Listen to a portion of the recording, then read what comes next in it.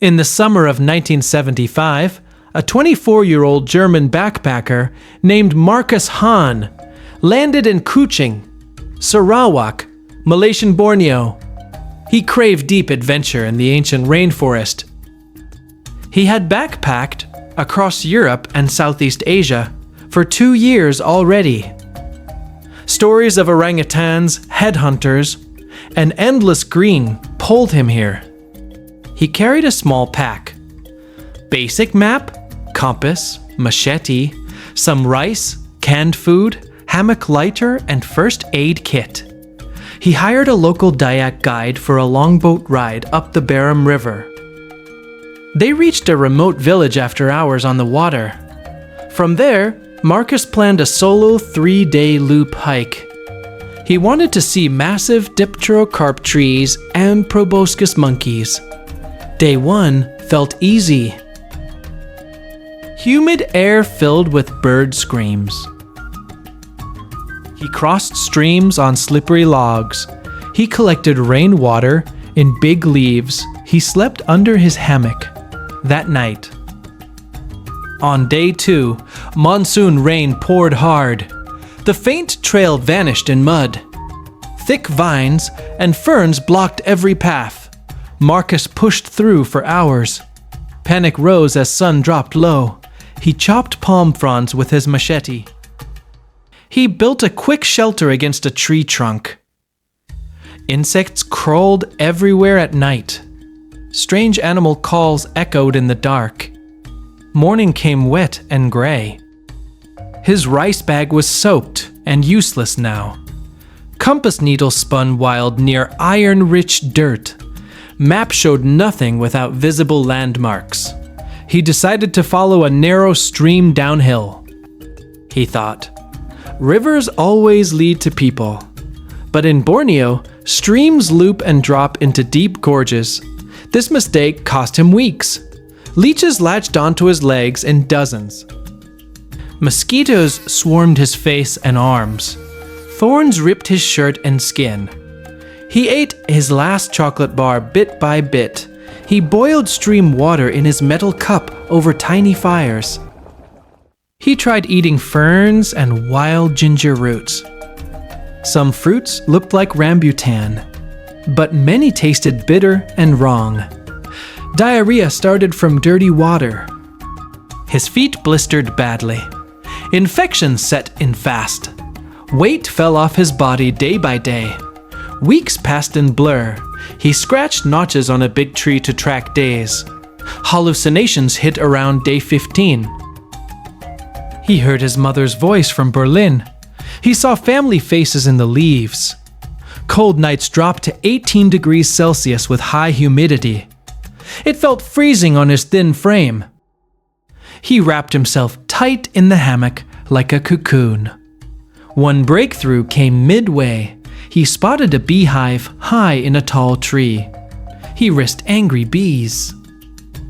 He smoked them out with wet leaves and fire. He harvested sticky honey.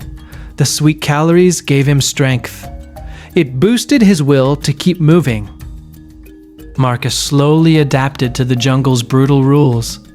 He learned what to eat without dying. He chopped hearts of palm from young trees.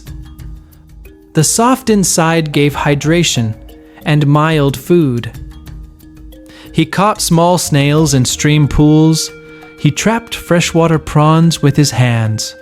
He cooked everything over fire to kill parasites.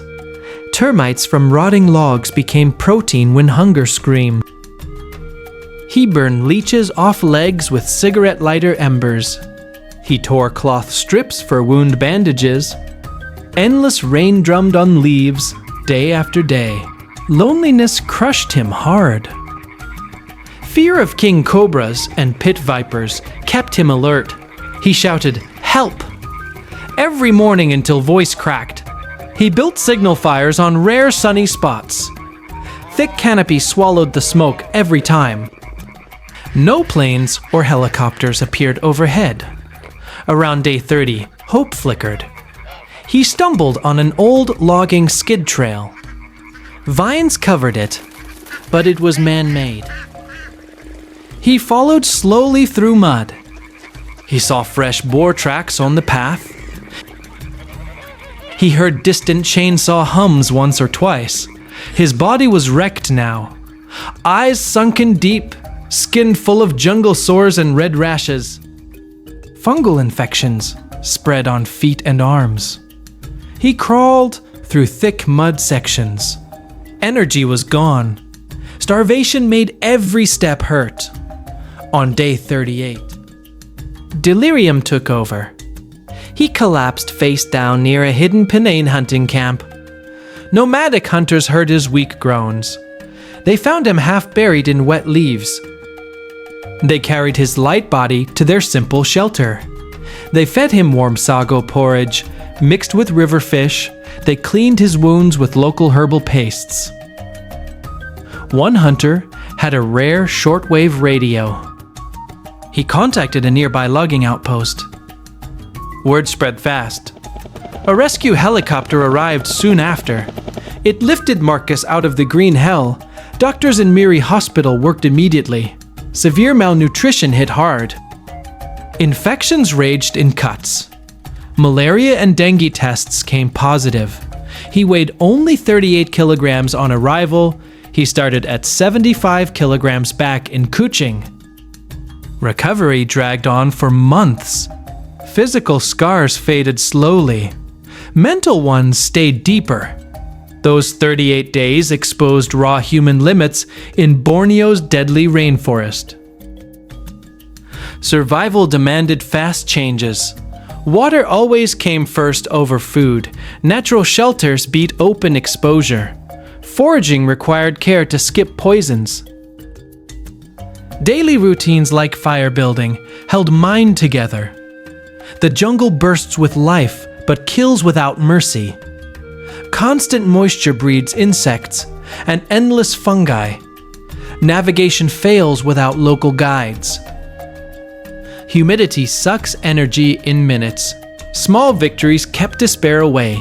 Finding honey felt like gold.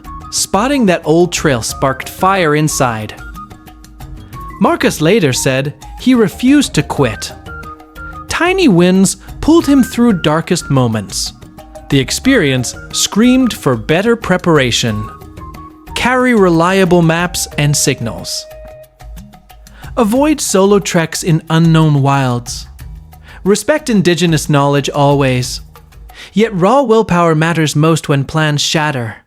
He went home transformed. He spoke of deeper life appreciation. He pushed careful exploration. No dramatic rescues or hero poses. Just one man's silent, stubborn fight against endless green. The jungle almost won. But he walked out alive.